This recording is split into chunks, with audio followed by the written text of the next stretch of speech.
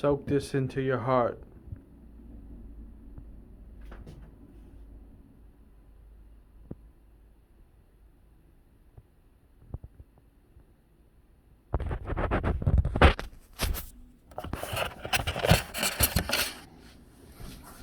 How do you feel when you are hungry and cold? How do you feel when times are hard? When someone you love passes away and you're drowning in grief and you lost your place to live because you can't find a job and your money is low and you don't know how you're going to make it through another winter when you have to wait on the bus and your shoes and socks have more holes in an Afghan. Well, I have been there, and it means so much when someone provides a warm pair of socks and some food so you can feed the fear of hunger. One of the people receiving the benefit might be someone you love, or someone who will one day find their way and help someone you love because of the gratitude of your goodwill. Now more than ever, people are in need for food and clothing donations, and it's easy to give when you have more than you need. I will begin by telling you about the need for donating food and clothing. People are struggling now more than ever, and they need our help. According to the lifeyoucansave.org, when considering poverty in the developing world, many people feel deep sorrow but conclude there's nothing we can do. Especially now more than ever, with the unemployment from COVID-19 and people in our community struggling, people need help through these hard times. It is easy to forget how powerful our pocket change can be when pulled together. Even small donations have the potential to drastically improve an individual's quality of life. A couple dollars and change or some spare clothes that you haven't worn in forever can mean a meal and some warmth when the winter comes and hard times seem to follow someone around. It lets them know that even though we are different, we are all one through the power of love.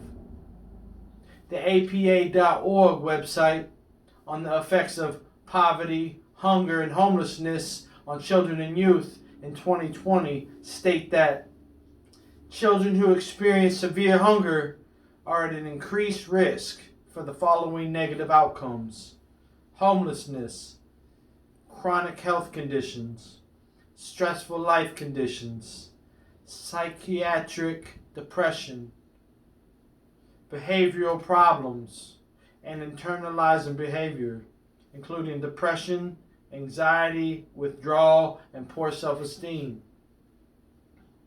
Aid provides those living in extreme poverty with the essential resources necessary to attain a better standard of living. Improved nutrition, increasing environmental stimulation, emotional support, and mental health. Positive moods and low depression rates are due to the psychology of generosity. Poverty is a problem that has proven solutions, and giving plays a crucial role in combating extreme poverty. Another fact from the website, thelifeyoucansave.org, is that 700 million of us living on less than $2 a day account for roughly 10% of the human population. Are you comfortable living in a world where there's about a 10% chance that a newborn child will be one of the 700 million people living on less than $2 a day without access to some of these necessities? According to Children International statistics of 2020, 1 child in 6 lives in poverty compared to 1 in 8 adults. That is 11.9 million impoverished children in the U.S. Today, the poverty line for a family of 4 is about $26,000. That's half the income needed for basic financial security. Food insecurity has lasting effects like low reading and math scores and more physical and mental problems. Almost 40% of American children spend at least 1 year in poverty before they turn 18. Now that we have seen why poverty is a problem that cannot be left unattended, let us take a look at the solution. Once we accept that varying circumstances lead to drastically uneven economic outcomes throughout the world, we must also recognize that we have an obligation to help those born into the cycle of poverty. Giving lets us work towards a better world, one that is safer, healthier, more stable, and happier for all of us. You can start to prepare to donate by seeing what doesn't fit you or stuff that never fits you. Go through all your cabinets and see what food you can spare. Do some research to find out where you can donate in your neighborhood, and then make a trip and then make someone's day. So, now that you're aware of the solution, let's discuss the benefits. The Voices from the Field blog, 17th of December 2018, Save the Children, states, giving to others can also protect your mental and physical health.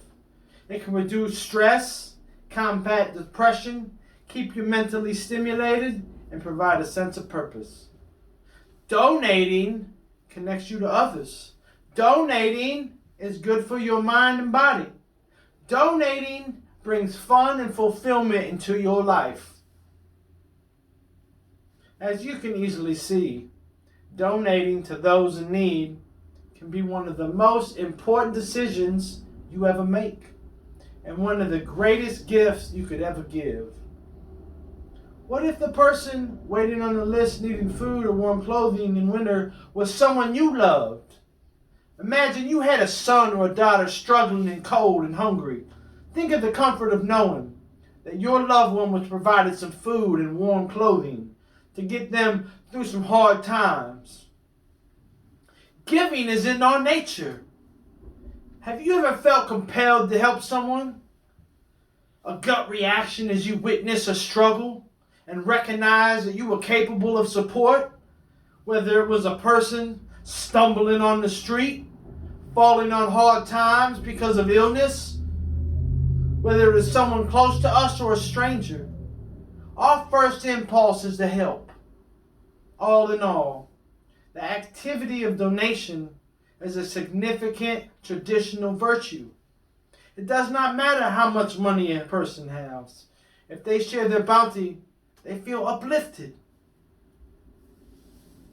So go out there and donate and show some love. Thank you.